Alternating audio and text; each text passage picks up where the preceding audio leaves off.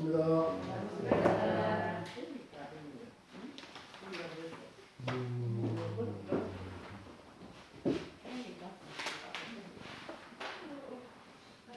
저기가 부부간에 같이 살다가 한 분이 가시면 남아있는 분이 우울증이 걸린대. 늘 이렇게 서로 의지하고 살다가 가셔버리면. 또 어떤 분이 그러대요. 골프를 치는데 그 골프 모임이 있어서 한 달에 한 번씩 이렇게 만난대요. 근데 이렇게 넷이 치는 건데 한 사람이 없어버리면 골프 모임이 깨져버린다네. 얼마나 섭섭한지 모른대요. 그래가지고 이제 저기가 몇 개 이렇게 있다가 한 개씩 없어지더니 이제 저기가 되니까 80 넘어가고 얼마 되니까 골프 모임이 잘 안 된다네요. 아이고 나 아파서 못 가겠다 그러고.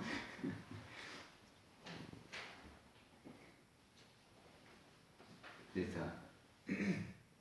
이 나이가 들면 다 아프고 또 아프면 가게 돼요. 그래서 미리서 나는 이렇게 살다 가리라 하고 준비를 하시는 것은 좋을 것 같습니다. 종교는 신앙생활을 한다 그렇게 표현하지요. 그러면 신앙이 뭐냐 그러면 믿을 신자예요. 신이 앙자는 우러를 앙자거든요. 그러니까 믿고 우러르는 것이 신앙이고 또 믿고 의지하는 것이 신앙이고 그리고 믿고 받드는 것이 신앙이지요. 근데 기독교는 그 믿고 받드는 데가 어디냐 그러면 하나님이죠. 그럼 불교는 믿고 받드는 데가 어디입니까? 부처님이지. 기독교는 하나님이, 불교는 부처님이 믿고 의지하는 대상이다 그 말이죠. 그러면 신앙생활을 한다 그러는데 신앙의 방법은 뭐죠? 어떻게 신앙생활을 어떻게 해? 기도하지요. 이게 불교는 기독교는 기도하라고 많이 가르치고 그냥 틈만 나면 기도하더만. 그럼 불교는 불공이요. 불교도 기도가 있어요. 기도를 하지만 그래도 불공이 그 불교의 대표적인 신앙 방법입니다. 그래서 불교에서 제일 중요한 단어 중에 하나가 불공이에요. 이 불공을 하면 원인 행위가 되는 거잖아요. 인이 되는 거예요. 그러면 불공의 대가는 뭐라고 했어요? 불공의 대가가 오겠지요. 그 과보가 복락으로 오겠지요. 그래서 불공은 인이다 하는. 그래서 우리가 불공을 왜 하냐 그러면 광대무량한 낙원을 수용하기 위해서 우리는 불공을 합니다. 그 불공이 뭐냐 하고 사전을 찾아봤더니 불교에서는 부처님 앞에 향, 등, 꽃, 음식 따위를 바치는 것 보고 불공이라고 한다네요. 그리고 오공양이라고 있는데 5가지를 부처님께 공양한대요. 그게 뭐냐면 향, 등, 과일, 차, 꽃. 초는 등이 초잖아요. 그러니까 등불을 밝히는 것이 초로 밝히니까 이렇게 5개를 바치는 것이 불공이다. 그래서 우리가 불공하러 간다 그러면 부처님 전에 향을 사르고 촛불을 켜고 꽃을 바치고 과일을 바치고 차를 올리고 이렇게 하는 것이 불공이라 이렇게 생각하지요. 그리고 절에서는 불공하고 제를 구분하는데 우리 천도제 지낼 때 그 제 말이죠. 그래서 불교는 이렇게 구분한다래요. 산 사람한테 공양하는 것은 불공이고 또 그 산 사람을 위해서 산 사람을 위해서 하는 것은 불공이고 죽은 사람을 위해서 하는 것은 죄다. 이렇게 한다네. 맞네. 근데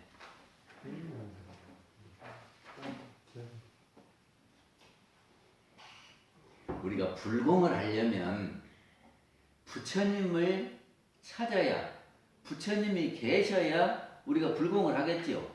무슨 향을 올리든지 촛불을 켜든지 뭐 차를 올리든지 꽃을 올리든지 과일을 올리든지 간에 부처님이 어디 계신 줄 알아야 부처님께 올릴 거 아닙니까? 부처님이 어디 계십니까? 그래서 부처님을 절에서는 삼신불이라 해서 이렇게 세 분으로 이렇게 모셨거든요.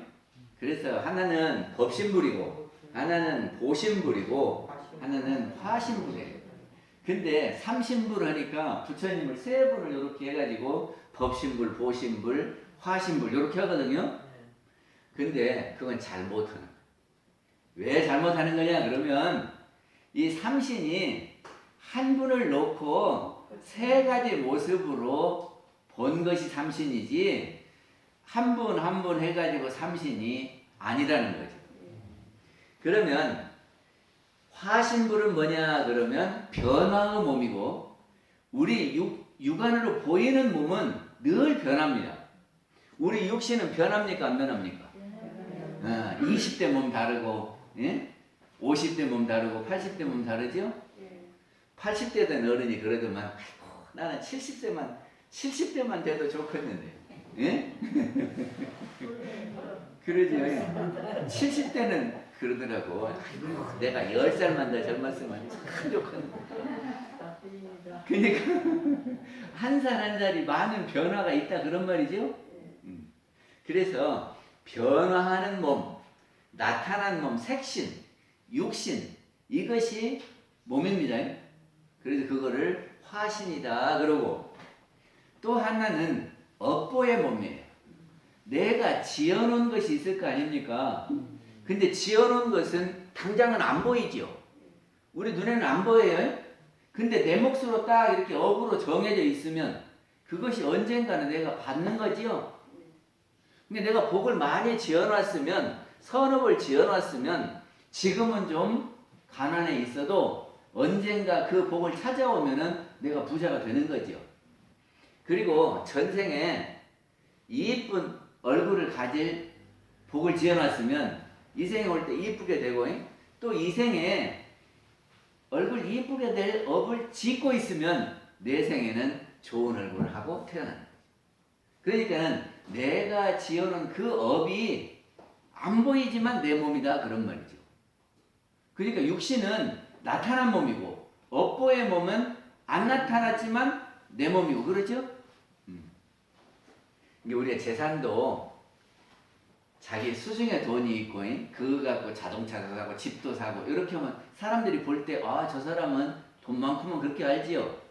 근데 은행에 예금을 많이 해놨으면 안 보이지요. 그게 많이 있는지 없는지 모르지만 은행에 가서 이렇게 통장을 찍어보면 얼마 이렇게 나왔을 때 아, 그 사람 부자다 그러듯이 업보의 몸은 우리 눈에는 안 보이지만 자기 것이다 그런 말. 그걸 보신드려요. 또 하나는 법신입니다. 법신. 왜?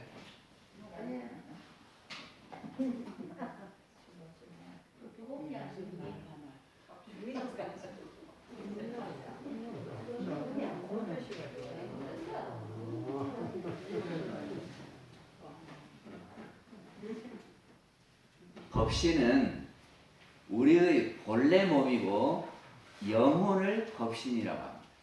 본래 마음을 법신이라고 합니다. 그러니까는 석가모니 부처님도 영이 있겠지요. 그리고 그분이 지어놓은 것이 있고 몸받아서 이 육신이 있어요. 그러니까 이 삼신을 다 봐야지 하나만 보고 하면은 제대로 본 것이 아니다. 부처님께서 나를 육신으로만 보고 음성으로만 보고 그것은 나를 제대로 본 것이 아니라 그랬어요. 그러니까는 내 영혼을 보고 마음을 보고 그 마음이 어떻게 생각하는지를 봐야지 그것은 못 보고 나타난 것만 보는 것은 일부만 보는 거다 그랬던 거죠. 금강경에서는 그거를 사구계로 표현했어요. 다음에 사구계는 소개를 할게요. 그리고 또 우리가 부처님을 찾아야 되는데 우리 부처님 하면은 어떻게 찾습니까? 은덕님, 부처님을 어디 가야 찾아요? 절에 가야 찾지요. 절에 어디 가면 있어요? 대웅전에 가면 이렇게 앉아 계신 그 부처님이 부처님이죠. 아니에요. 불쌍해요. 그거는. 아 그래요? 참. 대부분의 사람들은 등산부를 부처라고 믿습니다. 그래서 그 부처님께 가서 향을 다루고 촛불을 켜고 거기다가 과일을 공양하고 차도 올리고 절도 하고 그러는 거 아니에요? 그것을 우리는 불공이다 이렇게 알고 있는 사람들이 많아요. 근데 대산종사님께서는 그 등산물을 부처님으로 아는 것은 초등학교 수준이라고 그랬어요. 그러면 등산물 말고 진짜 부처님은 어느 분이 진짜 부처님입니까? 마음에 있는 부처님이야. 고등학교 대학년생. 저기를 내 자신이 부처님. 지금 우리 등산불은요 석가모니 부처님의 모습을 해놓은 거예요. 저기 석가모님 제세 당시에 석가모님이 이 나라에 계시다가 저 이웃 나라에 가서 오랫동안 계셨어요. 그러니까 여기에서 따르는 사람들이 그 중에 대표적인 분이 우전왕인데 그 나라의 왕이 늘 부처님이 가까이 계시면서 이렇게 편안하게 해주고 법문도 해주고 여러 가지 어려운 일을 해줬는데 어려울 때 물으면 요렇게 해라 하면 좋았는데 부처님이 오랫동안 자리를 비우고 안 계신단 말이죠. 그러니까는 병이 났어. 아까 우리 이 주타원님도 그렇게 친구가 보고 싶다고 하듯이 우대랑도 그렇게 보고 싶은데 안 오시니까 상사병에 걸렸어. 그래가지고 어떻게 하고 이제 하다가 그때는 사진사가 없었어요. 카메라가 없어서 사진을 찍을 수는 없고 그러니까는 인류 조각가에게 부처님 모습을 좀 만들어라. 그래서 그 조각가가 그 나라의 최고 조각가가 부처님 모습을 전단 향나무로 해서 깎아서 부처님처럼 만들었다. 그래서 이렇게 모셔놓고 부처님을 직접 대하는 것처럼 대하니까 좀 편안했다 그 말이죠. 그랬는데 부처님이 다시 돌아오셔서 그 등산부를 보더니 내가 죽으면 당신이 일체 중생들을 제도하시오 그랬다네. 그래 지금도 등산불이 일체 중생을 제도하고 있는지 모릅니다.